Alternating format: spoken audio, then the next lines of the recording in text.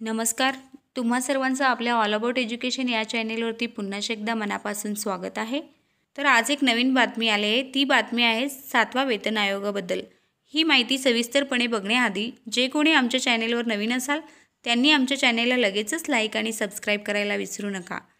चला तर मग वेळ वाया न घालवता आजची 7वा वेतन आयोगाबद्दल आलेली माहिती सविस्तरपणे आपण इथे बघूयात. तर इथे बघा मित्रांनो, बिग ब्रेकिंग न्यूज.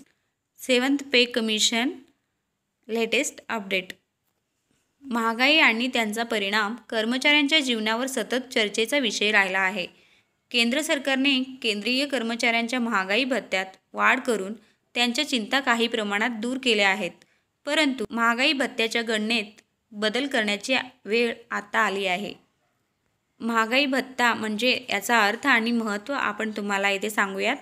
महागाई भत्ता हा कर्मचाऱ्यांना दिला जाणारा आर्थिक लाभ आहे, जो खर्चातील वाढीला तोंड देण्यासाठी आहे. महागाईच्या परिणामांमुळे वस्तू आणि सेवांची किंमत वाढते आणि कर्मचाऱ्यांच्या उत्पन्नातून खर्च करणे अवघड होते.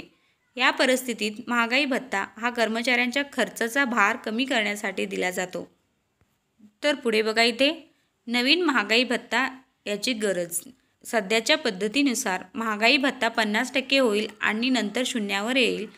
परंतु जेव्हा महागाई भत्ता 50%पेक्षा जास्त असेल तेव्हा कर्मचाऱ्यांना आर्थिक फटका बसेल.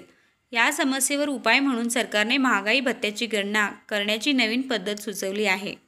तर ती पद्धत काय आहे व कशा प्रकारे आहे ते आपण इथे तुम्हाला सांगूयात सविस्तरपणे. नवीन पद्धत. जुलै 2024 पासून महागाई भत्त्याची गणना करण्यासाठी नवीन तंत्र किंवा सूत्र वापरले जाईल. या नवीन पद्धतीमुळे महागाई भत्ता कायमचा शून्यावर येणार नाही. त्याऐवजी तो हळूहळू वाढत राहील आणि महागाईशी सुसंगत राहील. तर इथे पुढे बघा, त्याचे अनेक फायदे आहेत. ते फायदे आता आम्ही तुम्हाला सांगूयात. पहिला आहे, कर्मचाऱ्यांचे जीवनमान सुधारेल. नवीन गणना पद्धतीमुळे कर्मचाऱ्यांच्या उत्पन्न महागाईशी सुसंगत राहील आणि त्यांना जगण्याचा दर्जा सुधारण्यास मदत होईल. तर दुसरा असा आहे की प्रोत्साहन मिळेल. वाढत्या महागाई भत्त्यामुळे कर्मचाऱ्यांना प्रोत्साहन मिळेल आणि त्यांची कामाची क्षमतासुद्धा वाढेल. तर तिसरा फायदा असा आहे की आर्थिक स्थिरता. नवीन पद्धतीमुळे कर्मचाऱ्यांच्या आर्थिक स्थितीत स्थिरता येईल आणि त्यांना भविष्यातील आर्थिक आव्हानांना सामोरे जाता येईल. तर हे झाले 3 महत्त्वाचे फायदे. तर नवीन महागाई भत्ता गणनामुळे काही आव्हानेसुद्धा आहेत.